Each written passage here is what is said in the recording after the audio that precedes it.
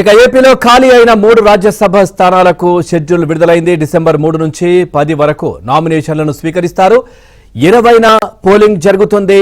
మోపిదేవి, వీద మస్తాన్ రావు, are Krishnaiah రాజీనామాలతో 3 Rajya Sabha స్థానాలు ఖాళీ అయ్యాయి.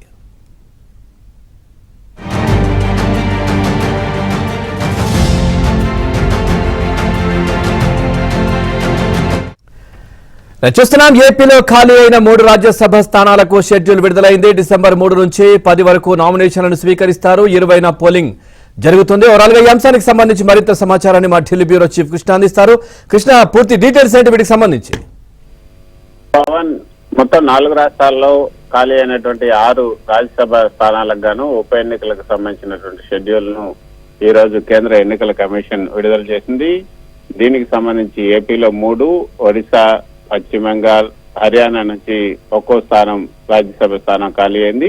మొత్తం ఈ 6 స్థానాలకు సంబంధించినటువంటి ఉప ఎన్నికల షెడ్యూల్ ని కేంద్ర ఎన్నికల కమిషన్ కొద్దిసేపటి క్రితం విడుదల చేసింది.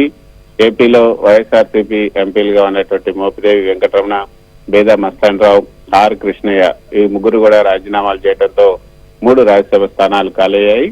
మొత్తంగా ఏపీ, ఒడిశా, పశ్చిమ బెంగాల్, హర్యానా నుంచి ఖాళీ అయినటువంటి ఈ మొత్తం 6 రాజ్యసభ స్థానాలకు సంబంధించి నామినేషన్ కు సంబంధించి ఏదైతే ఈ రాజ్యసభ స్థానానికి నామినేషన్ దాఖలకు డిసెంబర్ 10వ తేదీ చివరి తేదీ, నామినేషన్ల పరిశీలన 11 ఉంటుంది, డిసెంబర్ 11.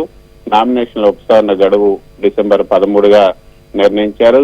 ఇక డిసెంబర్ 20వ తేదీన పోలింగ్ జరుగుతుంది. ఉదయం 9 గంటల నుంచి సాయంత్రం 4 గంటల వరకు పోలింగ్ జరుగుతుంది. డిసెంబర్ 20 సాయంత్రం 5 గంటలకు ఓట్ల లెక్కింపు చేసి అదే రోజు ఓట్ల లెక్కింపు సంబంధించినటువంటి ఫలితాలను కూడా విడుదల చేస్తారు.